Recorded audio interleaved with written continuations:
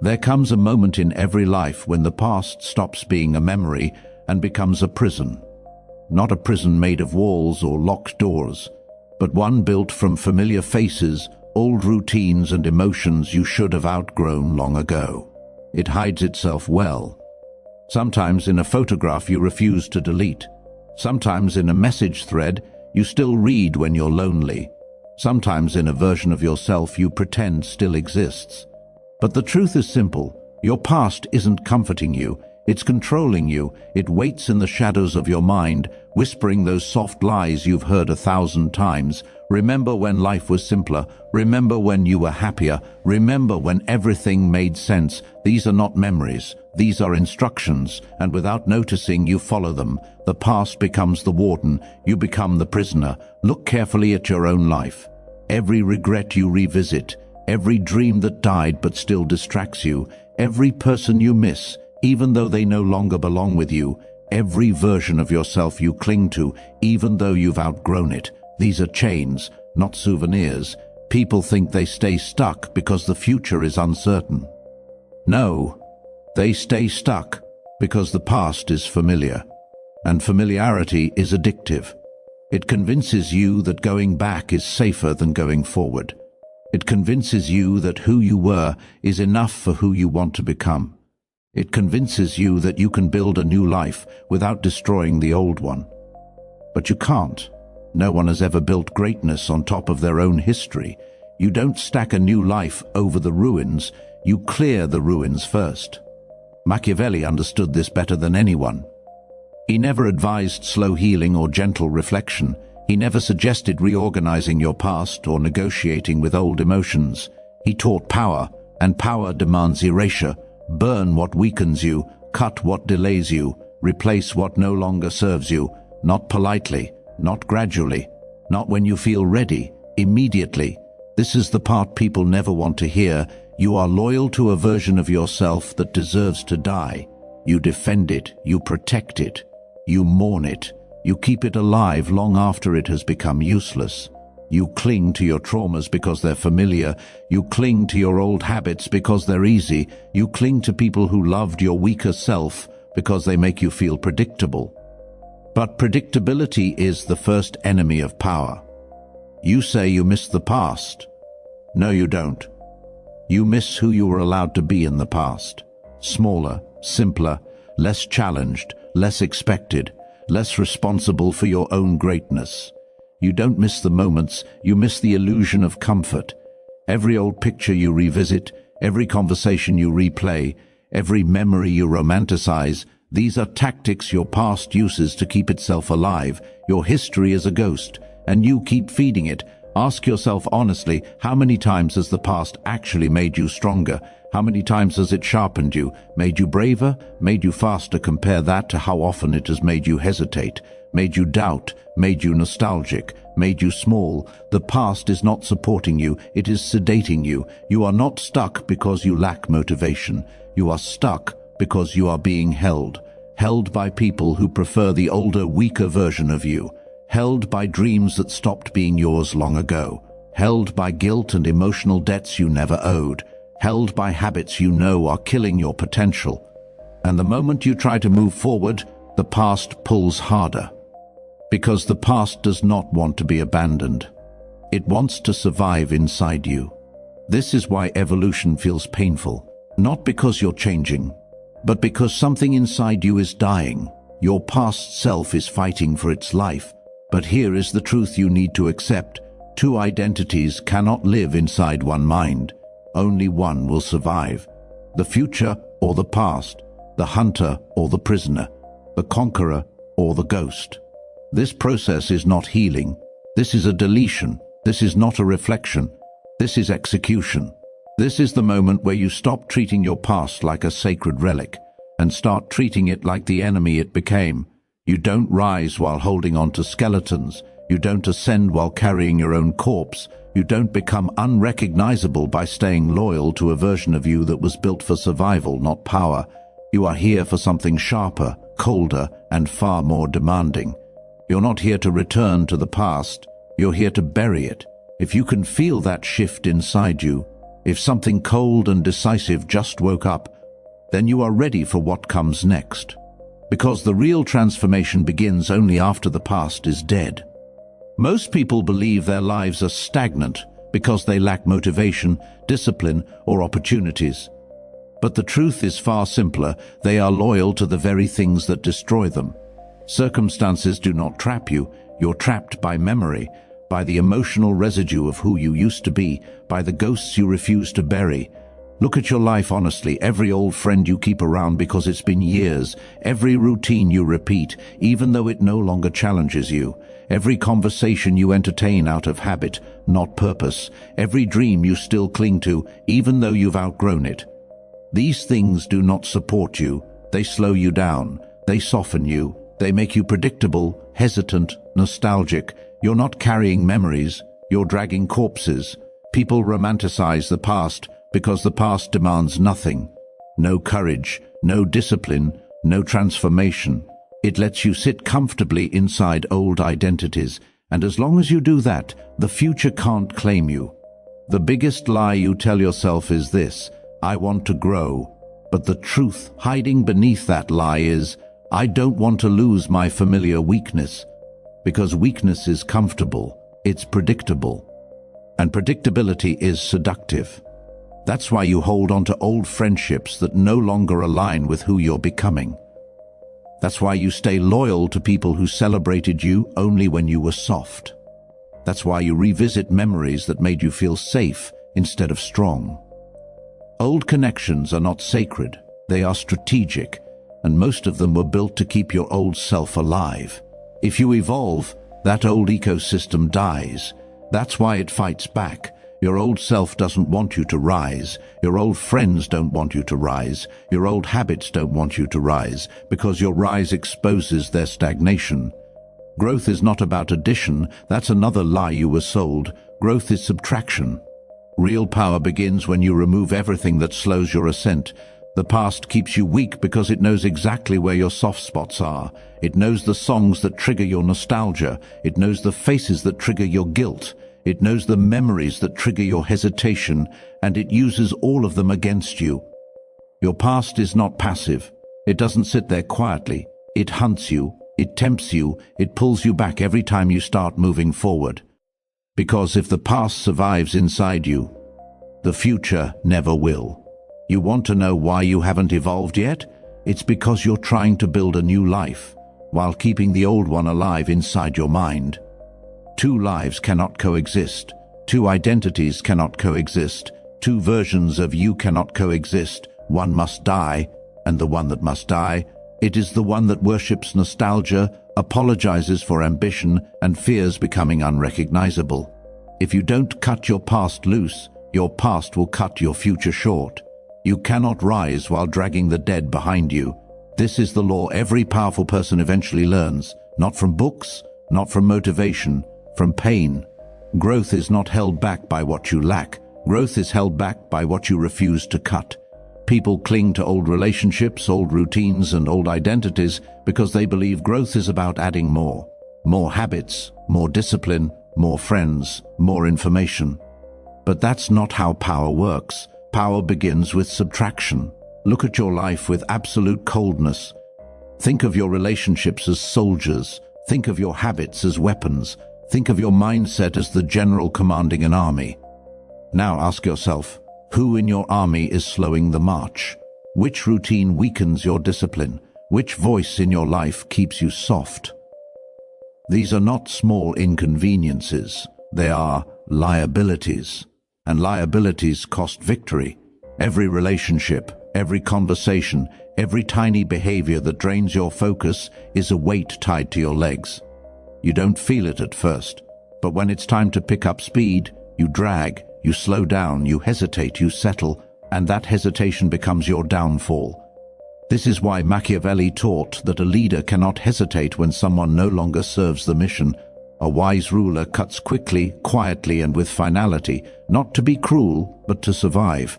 Most people make the mistake of cutting slowly. They wait for the right moment. They try to avoid hurting anyone's feelings. They write explanations. They try to leave gently. Gentle exits are where destiny dies, because gentle exits invite people back in. They create loopholes, bargaining, second chances, and emotional negotiations.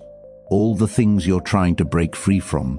If something or someone is slowing your rise, don't explain yourself. Don't negotiate.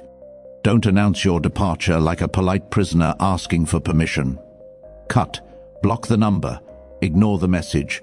Miss the meeting. Say nothing. Silence is the first blade, and it cuts deeper than any speech ever could. People will call you cold. Good.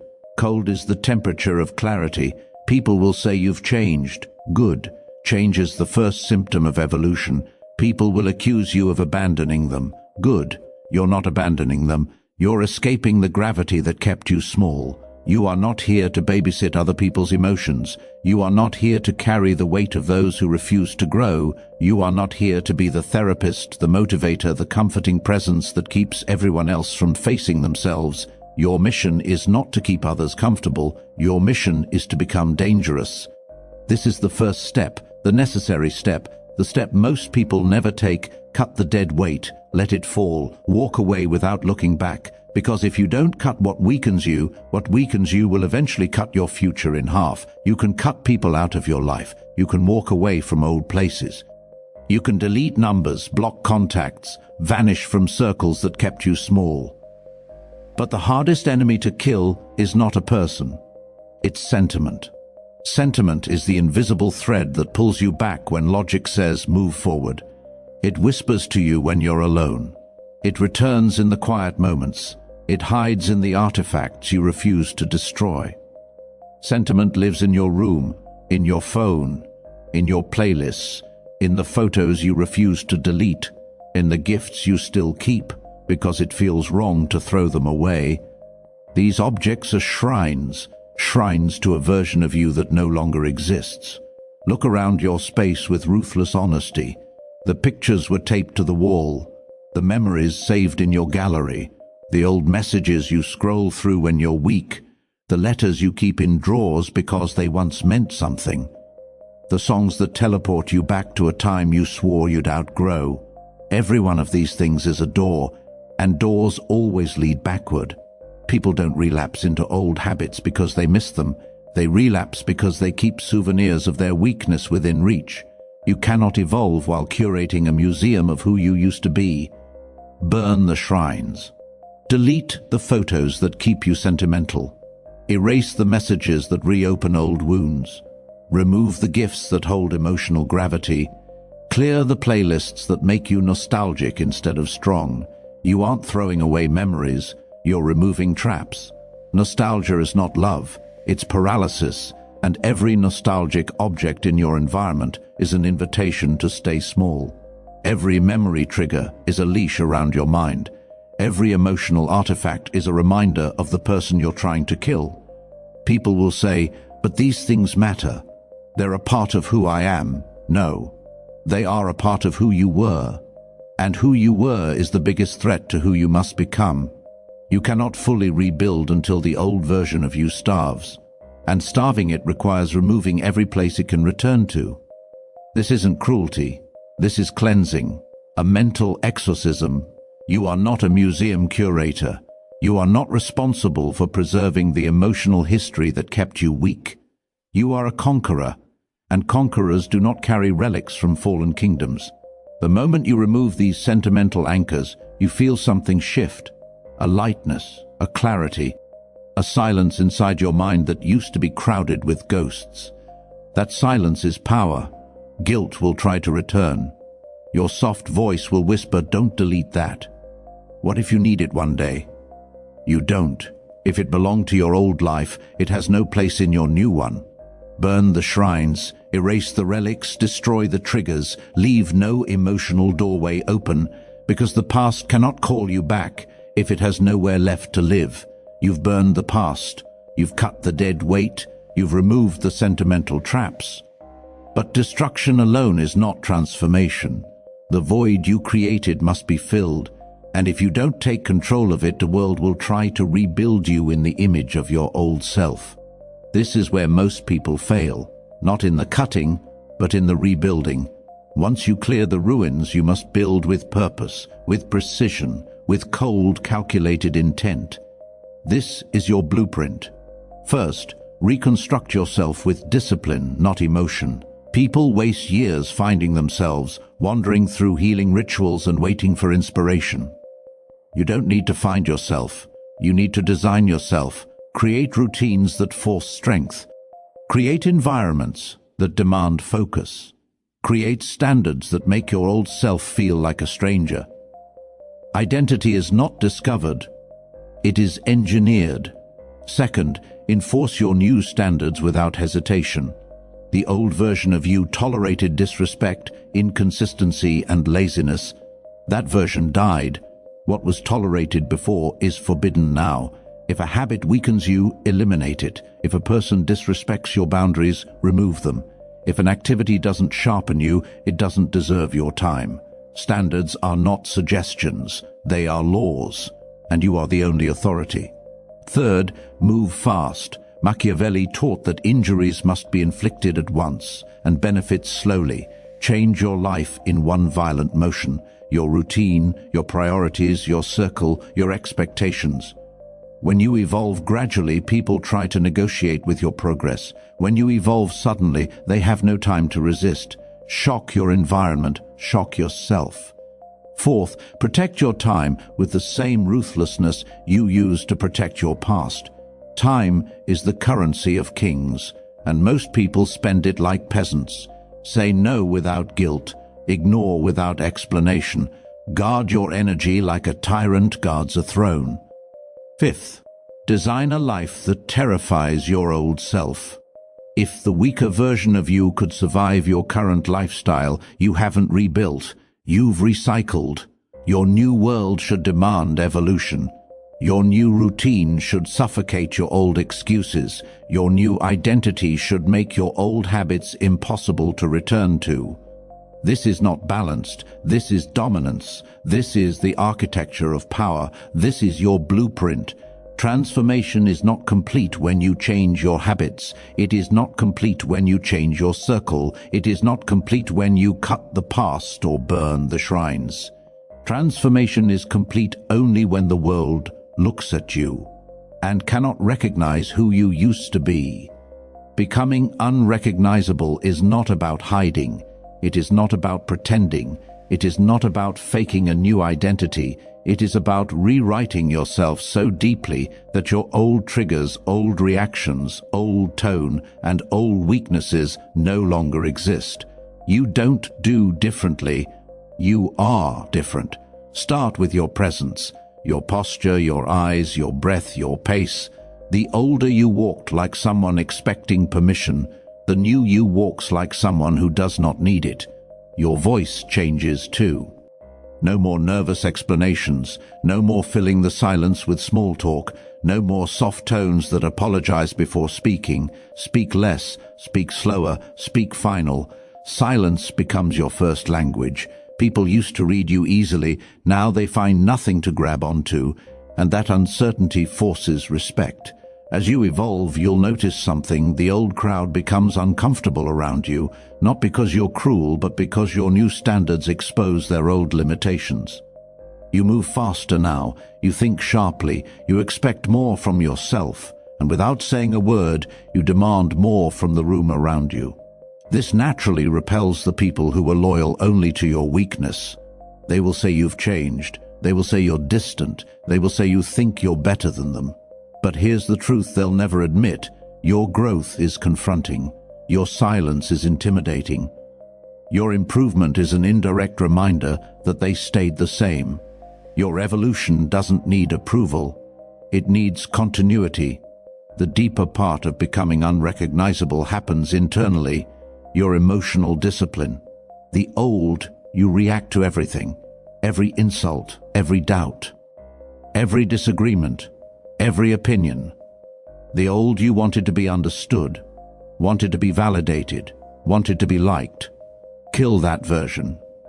You do not respond to disrespect, you outgrow the environment that produced it. You do not argue with fools, you conserve your energy for strategy. You do not defend your name, your results do that for you. Emotional distance becomes your armor. People can no longer provoke you, they can no longer predict you, they can no longer manipulate you. This is the part where the world begins to hesitate around you, not because you're dangerous in action, but because you're dangerous in silence. The old you was readable, the new you is a mystery, and mystery is power. Finally, reshape your environment into something your old self could never survive. Wake earlier, work harder, prioritize discipline over pleasure, prioritize purpose over comfort, prioritize focus over familiarity. Build a life so sharp, so structured, so demanding that the weaker version of you would suffocate inside it. That's when you know your transformation isn't cosmetic, it's complete. You are no longer predictable, no longer accessible, no longer familiar. You've become unrecognizable. You've cut the dead weight. You've burned the shrines. You've rebuilt yourself with discipline, precision, and cold intention. You've become unrecognizable. But there is one final law, a law that determines whether your transformation lasts or collapses the moment nostalgia knocks on your door. Never return. The temptation to go back is strongest right after you rise. When you grow, the world notices. The people you left behind notice.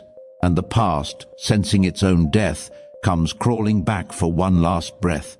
They won't return with hostility, they will return with softness, with shared memories, with "I miss the old you." They know exactly which version of you to target, the emotional one, the sentimental one, the version you worked so hard to kill. Returning to your past doesn't look like a dramatic fall. It looks harmless, it looks comforting, it feels familiar. That's why it's deadly. People don't ruin their future with big decisions. They ruin it with small returns. One text, one visit, one conversation, one moment of weakness, and suddenly you're slipping back into an identity you buried. Understand this clearly. You are not judged by the courage it took to leave your past. You are judged by the strength it takes to never go back. Most people escape, but they don't stay gone. They cut ties, then look over their shoulder. They evolve, then hope someone notices. They rebuild, then crave the praise of the same crowd that once doubted them. That longing is the last chain. There is a lie society loves to repeat. Don't forget where you came from. But why? You already paid the price. You already carried the weight. You already survived the version of life that nearly broke you. You don't owe your old self a visit. You don't owe your old neighborhood a tribute. You don't owe old friends an explanation for your success. Respect is not reunion. Gratitude is not a return. If they weren't there during the rebuilding, they don't deserve a seat in the finished empire. Grief will come. You will miss people who were never good for you. You will miss places that killed your ambition. You will miss the version of yourself that didn't know better. That grief is natural, but if you indulge it, it becomes sabotage. Mourn quietly, mourn briefly, then move forward without hesitation. Because the past will always try to resurrect itself. It will whisper, maybe you overreacted. Maybe you should reconnect. Maybe things have changed. But anything you must look back to find, it is already dead. And you do not revive the dead. You leave them buried. As you rise, people will accuse you of arrogance. They will say success changed you. They will call you distant, cold, unreachable. Good. You didn't come this far to stay accessible to the world you escaped. Do not explain. Do not defend. Do not justify your absence. Your evolution is the explanation. Your silence is the defense. Your success is the justification. Not everyone is meant to come with you. Not every friend is built for your next chapter. Not every love is designed to survive your transformation. They were the soil, but you have become the tree, and the soil cannot follow the roots. Leave the past behind without mercy, without apology, without a return ticket. Because once you rise far enough, the past can no longer reach you. And that is the point.